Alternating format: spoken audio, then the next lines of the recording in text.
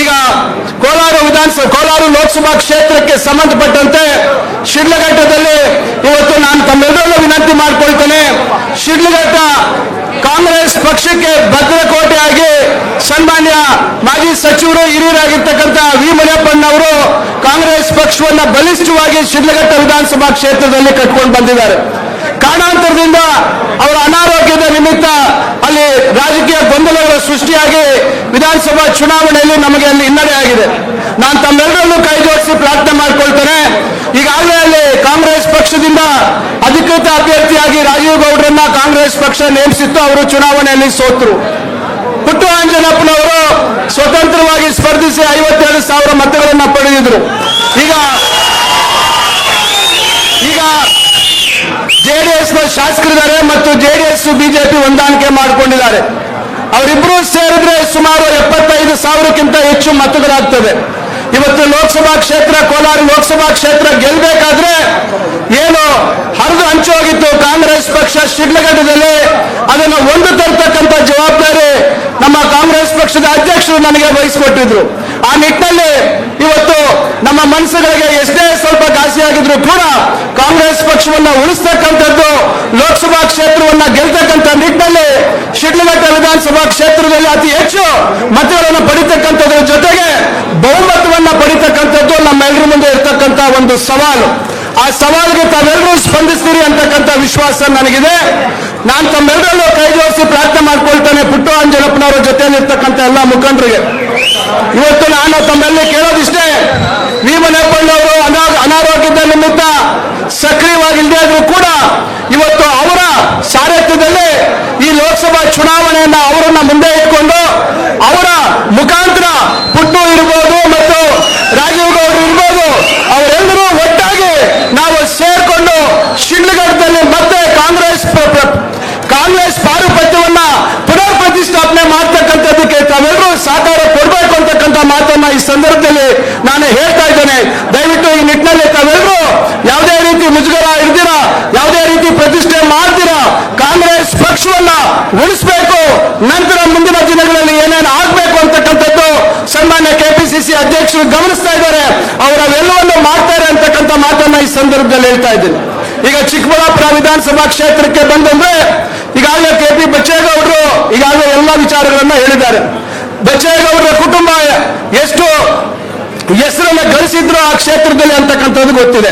ಆದ್ರೆ 2013ರಲ್ಲಿ ಬಂದಂತ ಮಹಾನ್ ವ್ಯಕ್ತಿ ಇಡೀ ರಾಜಕೀಯ ವ್ಯವಸ್ಥೆ ಬರೀ ಚಿಕ್ಕಬಳ್ಳಾಪುರ ವಿಧಾನಸಭಾ ಕ್ಷೇತ್ರ ಅಲ್ಲ, ಚಿಕ್ಕಬಳ್ಳಾಪುರ ಜಿಲ್ಲೆ ಅಲ್ಲ, ಇಡೀ ರಾಜ್ಯದ ರಾಜಕೀಯ ವ್ಯವಸ್ಥೆಯನ್ನ ಕಲುಷಿತ ಮಾಡತಕ್ಕಂಥ ಒಂದು ಕೆಲಸವನ್ನ ಮಾಡಿರ್ತಕ್ಕಂಥದ್ದು ತಮಗೆ ಗೊತ್ತಿದೆ. ಈಗಾಗಲೇ ತಮ್ಮ ಚಿಕ್ಕಬಳ್ಳಾಪುರ ವಿಧಾನಸಭಾ ಕ್ಷೇತ್ರದಲ್ಲಿ ಅವರ ಎಷ್ಟೇ ಹಣ ಖರ್ಚು ಮಾಡಿದ್ರು ಸಹ ಅವರಿಗೆ ಸರಿಯಾದ ರೀತಿಯಲ್ಲಿ ಅವರಿಗೆ ಚುನಾವಣಾ ವ್ಯವಸ್ಥೆಯಲ್ಲಿ ಮತದಾರರೇ ಪ್ರಭುಗಳು ಅಂತಕ್ಕಂಥದ್ದನ್ನ ತಾವು ಸಾಬೀತು ಮಾಡಿ ತೋರಿಸಿದ್ದೀರಾ. ಆ ನಿಟ್ಟಿನಲ್ಲಿ ಮತ್ತೊಮ್ಮೆ ಏನು ಚಿಕ್ಕಬಳ್ಳಾಪುರಕ್ಕೆ ಸೀಮಿತವಾಗಿದ್ದಂಥವರು ಚಿಕ್ಕಬಳ್ಳಾಪುರ ಲೋಕಸಭಾ ಕ್ಷೇತ್ರಕ್ಕೆ ಇವತ್ತು ಅವರು ತಮ್ಮ ಚಾಪನ್ನ ಏನು ಮತ್ತೆ ಆ ಭ್ರಷ್ಟ ವ್ಯವಸ್ಥೆಯನ್ನ ಆ ಭ್ರಷ್ಟ ವಿಶ್ವವಿದ್ಯಾಲಯ ಏನು ಅವರು ಸ್ಥಾಪನೆ ಮಾಡಿದ್ರು ಅದನ್ನ ಅಲ್ಲೆಲ್ಲ ವಿಸ್ತರಣೆ ಮಾಡ್ತಕ್ಕಂಥ ಒಂದು ಕೆಲಸವನ್ನ ಮಾಡ್ತಾ ಇದ್ದಾರೆ. ಅದರಿಂದ ಈಗಾಗಲೇ ಬಿಜೆಪಿ ಅವರೇ ಹೇಳ್ತಾ ಇದ್ದಾರೆ ಕೋವಿಡ್ ಕಳ್ಳ ಅಂತ, ನಾವ್ಯಾರು ಹೇಳಲಿಲ್ಲ. ಬಿಜೆಪಿ ಅವರೇ ಹೇಳ್ತಾ ಇದ್ದಾರೆ ಗೋಬೇಕಂತ ಹೇಳಿ ನಾನಾ ರೀತಿಯಾಗಿ ವ್ಯಾಖ್ಯಾನಗಳನ್ನ ಬಿಜೆಪಿ ಅವರೇ ಮಾಡ್ತಾ ಇದ್ದಾರೆ. ಅದರಿಂದ ನಾನು ತಮ್ಮೆಲ್ಲರಲ್ಲೂ ಕೇಳೋದಿಷ್ಟೇ, ಚಿಕ್ಕಬಳ್ಳಾಪುರದಲ್ಲಿ KP ಬಚ್ಚೇಗೌಡರ ಒಂದು ಅನುಯಾಯಿಗಳು ಅವರ ಗುಂಪು ಮತ್ತು ಈಗ ತಾವೆಲ್ಲರೂ ಬಹಳ ಪ್ರೀತಿ ವಿಶ್ವಾಸದಿಂದ ಆಯ್ಕೆ ಮಾಡಿರ್ತಕ್ಕಂಥ ನಮ್ಮ ಶಾಸಕರು ಪ್ರದೀಪ್ ಈಶ್ವರ್ ಅವರು, ಇವರಿಬ್ಬರು ಜೊತೆಯಾಗಿ ಚಿಕ್ಕಬಳ್ಳಾಪುರದಲ್ಲಿ ಏನು ಪ್ರದೀಪ್ ಈಶ್ವರ್ ಅವರಿಗೆ ಬಹುಮತ ಬಂದಿತ್ತು ಅದಕ್ಕಿಂತ ಹೆಚ್ಚು ಇವತ್ತು ಬಚ್ಚೇಗೌಡರ ಬಲ ಬಂದಿದೆ. ನಮಗೆ ಅತಿ ಹೆಚ್ಚಿನ ಬಹುಮತವನ್ನ ನಾವು ರಕ್ಷಾರಾಮಯ್ಯ ಅವರು ನಮ್ಮ ಅಭ್ಯರ್ಥಿ, ಒಬ್ಬ ಯುವ ಉತ್ಸಾಹಿ ಕಾಂಗ್ರೆಸ್ ಪಕ್ಷದ ನಿಷ್ಠಾವಂತ ಕುಟುಂಬದಿಂದ ಬಂದಿರತಕ್ಕಂಥ ಒಬ್ಬ ಅಭ್ಯರ್ಥಿ, ಅವರಿಗೆ ಅತಿ ಹೆಚ್ಚು ಮತಗಳನ್ನ ಕೊಡ್ತಕ್ಕಂಥದ್ದಕ್ಕೆ ನಾವೆಲ್ಲರೂ ಸಹಕರಿಸಬೇಕು ಅಂತಕ್ಕಂಥ ಮಾತನ್ನ ಹೇಳ್ತಾ ಇದ್ದೀನಿ.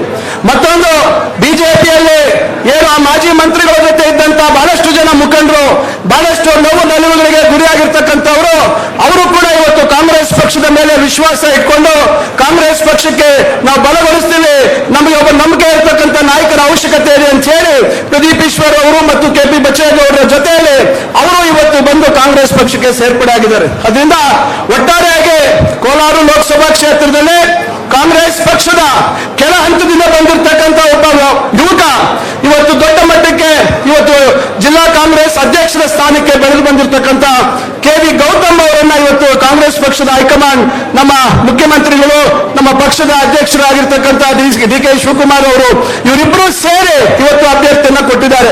ಈ ಕಡೆ ರಕ್ಷಾರಾಮಯ್ಯ ಅವರು ಇವರಿಬ್ಬರು ಯುವಕರು ಇವತ್ತು ಒಂದು ಬದಲಾವಣೆ ಈ ಎರಡು ಜಿಲ್ಲೆಗಳಲ್ಲಿ ಬದಲಾವಣೆ ತರ್ತಕ್ಕಂಥ ಶಕ್ತಿ ಇರ್ತಕ್ಕಂಥವ್ರಾದ್ರಿಂದ ನಾವೆಲ್ಲರೂ ಒಗ್ಗಟ್ಟಾಗಿ ಕೆಲಸ ಮಾಡಿ ಅತಿ ಹೆಚ್ಚಿನ ಬಹುಮತದಲ್ಲಿ ಇಬ್ಬರನ್ನ ಗೆಲ್ಸ್ಕೊಡ್ಬೇಕು ಅಂತ ಹೇಳಿ ಜಿಲ್ಲಾ ಉಸ್ತುವಾರಿ ಸಚಿವರಾಗಿ ಕಾಂಗ್ರೆಸ್ ಪಕ್ಷದ ಒಬ್ಬ ನಿಷ್ಠಾವಂತ ಕಾರ್ಯಕರ್ತನಾಗಿ ತಮ್ಮೆಲ್ಲರ ಒಂದು ಪ್ರೀತಿ ವಿಶ್ವಾಸಕ್ಕೆ ನಾನು ಚಿರಋಣಿ ಅಂತಕ್ಕಂಥ ಮಾತನ್ನು ಹೇಳಿ ನಮ್ಮ ಈ ಒಂದು ಪ್ರಯತ್ನದಲ್ಲಿ ತಾವೆಲ್ಲರೂ ಜೊತೆಯಾಗಿ 26ನೇ ತಾರೀಕು ಇದೇ ತಿಂಗಳು 26ನೇ ತಾರೀಕು ನಡೀತಕ್ಕಂಥ ಚುನಾವಣೆ ದಿನ ಏನು ಚಿಕ್ಕಬಳ್ಳಾಪುರ ಮತ್ತು ಕೋಲಾರ ಜಿಲ್ಲೆಯ ಜನತೆಯ ಸ್ವಾಭಿಮಾನವನ್ನ ಎತ್ತಿರ್ತಕ್ಕಂಥ ನಿಟ್ಟಿನಲ್ಲಿ ತಾವೆಲ್ಲರೂ ಕೆಲಸ ಮಾಡಬೇಕು ಅಂತ ಹೇಳಿ ಮತ್ತೊಮ್ಮೆ ತಮ್ಮೆಲ್ಲರಲ್ಲೂ ನಾನು ಪ್ರಾರ್ಥನೆ ಮಾಡ್ಕೊಳ್ತಾ ಮತ್ತೊಮ್ಮೆ ಅಧ್ಯಕ್ಷರಿಗೆ ನನ್ನ ನಮನಗಳನ್ನು ತಿಳಿಸಿ ನನ್ನ ಮಾತು ಮುಗಿಸ್ತೇನೆ.